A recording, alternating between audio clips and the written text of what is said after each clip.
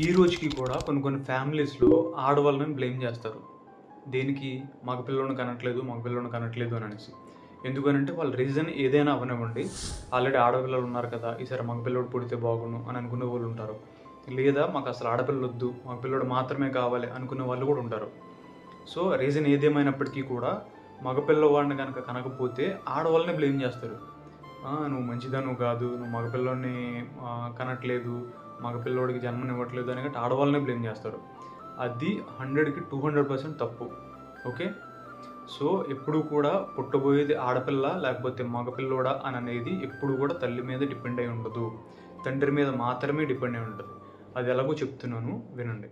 ఆడ మగ ఇద్దరు కలిసినప్పుడు ఏమవుతుంది అని అంటే మగవాళ్ళలో ఉండే శుక్రకణం లేదా స్పర్మ్ అనేది ఆడవాళ్ళలో ఉండే అండాన్ని అంటే ఓవంని కలుస్తుంది అనమాట.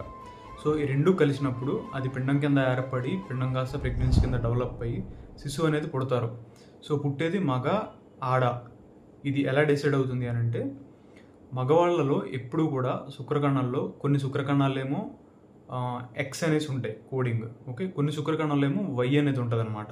కోడింగ్ అని ఎందుకు చెప్తున్నానంటే మీకు ఎగ్జాంపుల్గా అర్థం కావడం కోసం చెప్తున్నాను. జెండర్ మేల్ జెండర్ని ఎలా సూచిస్తారు అని అంటే XY అని సూచిస్తారు. ఫీమేల్ జెండర్ని XX అని సూచిస్తారు. ఓకే. వాళ్ళ సెల్స్లో అంటే ఓవమ్స్లో ఎప్పుడు కూడా ఎక్స్ అనేదే ఉంటుంది. ఓకే. కానీ మగవాళ్ళ సెల్స్ అలా కాదు. కొన్ని స్పర్మ్స్లో ఎక్స్ ఉంటుంది, కొన్ని స్పర్మ్స్లో వై ఉంటుంది. సో ఎప్పుడైతే ఎక్స్ ఉన్న స్పర్మ్ అనేది ఎక్స్ ఉన్న ఓవంని కలిసిందో అక్కడ XX అవుతుంది అనమాట. అంటే పుట్టబోయేది ఫీమేల్. ఓకే.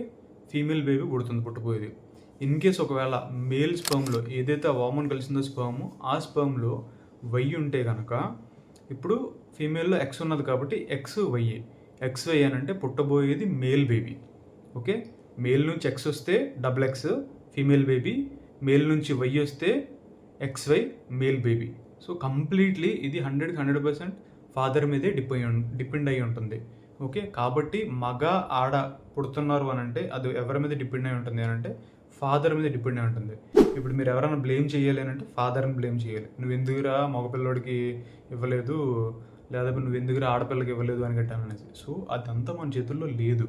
కాబట్టి అన్నెసెసరీగా ఏమీ కారణం లేకోకుండా వాళ్ళని బ్లేమ్ చేయొద్దు. ఓకే. ఈ సైన్స్ ఫ్యాక్ట్ అనేది అర్థం చేసుకోండి. ఎప్పటి నుంచి అయినా సరే కూడా ఆ మిత్ అనేది మీ మైండ్లో నుంచి తీసేయండి. సరేనా? ఈ వీడియో కనుక యూస్ఫుల్ అని అనిపిస్తే మన ఛానల్ని సబ్స్క్రైబ్ చేసుకోండి. Thank you. Stay healthy, stay safe.